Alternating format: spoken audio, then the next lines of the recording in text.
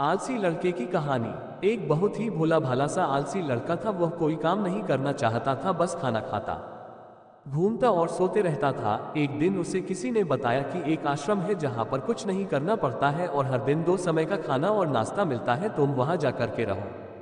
उस आलसी लड़के ने सोचा कि ये तो बहुत ही बढ़िया है और वह उस आश्रम में जाकर रहने को सोचा। और फिर वह भोला भाला आलसी लड़का अपना सारा सांसारिक जीवन छोड़कर उस आश्रम में जाकर रहने लगा। आश्रम में गुरुजी रहते थे। वह कुछ समय सबको प्रवचन देते हैं। वह आलसी लड़का सुनता था, बाकी समय आराम करता था और फिर भरपेट खाना खाकर सो जाता था। ऐसे ही उस लड़के का दिन गुजरता गया। एक दिन उस आश्रम में कुछ भी नहीं बना। नाश्ते के समय नाश्ता नहीं मिला। उसने सोचा नाश्ता नहीं मिला, भोजन तो मिलेगा। अब भोजन के समय भी उसे भोजन नहीं मिला। लड़का दौड़ करके गुरुजी के पास गया और उसने पूछा कि आज भोजन क्यों नहीं बना। गुरु जी ने कहा कि बेटा, आज एकादशी है और जितने भी आश्रम के सदस्य हैं उनका उपवास है और तुम्हारा भी आज उपवास है, आज भोजन नहीं बनेगा। वह लड़का आलसी था और उसे भूख भी बहुत लगता था। उसने गुरुजी से बोला कि मैं उपवास नहीं रहूंगा, मुझे भूख लगी है, मैं खाना खाऊंगा। गुरुजी ने बोला ठीक है, जाओ भंडारे में से सामान ले करके आओ और आश्रम में नहीं बाहर ले जा करके बना लो, लेकिन याद रखना भोजन बनाने के बाद सबसे पहला भोग भगवान को लगाना और फिर तुम प्रसाद पाना। वह लड़का बोला ठीक है और फिर अनाज लेकर नदी की ओर पहुंचा। भोजन पकाने लगा, तैयार हुआ। उसके बाद कहने लगा कि भगवान श्री राम आइए, पधारिए, भोग लगाइए। अब जब उसे लगा कि भगवान तो आ नहीं रहे हैं तो फिर कहने लगा कि मुझे मालूम है आपको तो अच्छा खाने की आदत है, मैं बना नहीं पाया और मुझे अच्छा भोजन बनाने भी नहीं आता, लेकिन जो भी रूखा सूखा बना है आकर खा लीजिए। भगवान श्री राम उसकी सरलता पर बहुत ही प्रसन्न हुए और उस लड़के को दर्शन दे दिए। उसने देखा कि भगवान श्री राम आए हुए हैं और उनके साथ में माता सीता भी आई हुई है। लेकिन लड़के ने सिर्फ 2 लोगों के लिए ही भोजन बनाया था, एक अपने लिए और दूसरा भगवान के लिए। और अब क्योंकि भगवान के साथ माता सीता भी आई हुई थी तो उसने उस भोजन को माता सीता और भगवान के सामने ग्रहण करने के लिए रख दिया।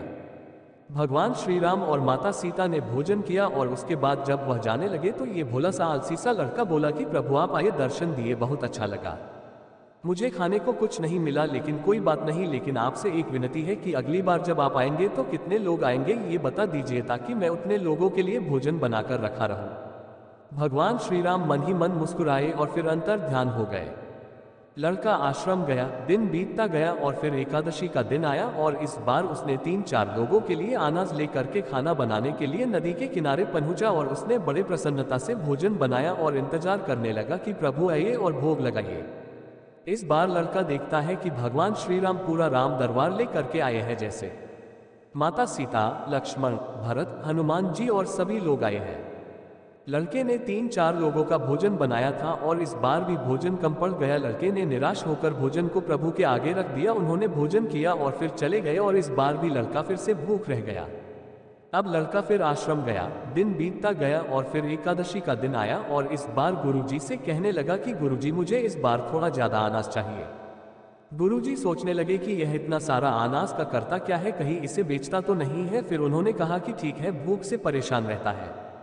लड़के ने कहा कि नहीं गुरुजी, मैं भूख से परेशान नहीं रहता हूँ, प्रभु के साथ बहुत लोग आते हैं, उनको भी तो भोजन करना पड़ता है। गुरुजी को लगा कि लड़का पागल हो गया है, लेकिन गुरुजी ने सोचा कि चलो एक बार चलकर देखते ही कि लड़का इस अनाज का करता क्या है।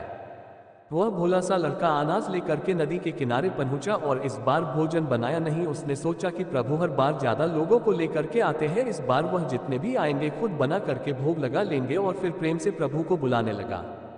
गुरुजी ये सब छुपकर देख रहे थे कि ये भोजन तो बनाया नहीं और प्रभु को बुला रहा है। लेकिन लड़के ने देखा कि इस बार प्रभु के साथ बहुत से लोग आए हुए हैं, तो उसने प्रभु के सामने हाथ जोड़ करके कहा कि प्रभु माफ करना, आप बहुत सारे लोग आते हो, मुझे संख्या पता नहीं होती है और मेरी हिम्मत भी नहीं होती है कि इतने सारे लोगों के लिए भोजन बना।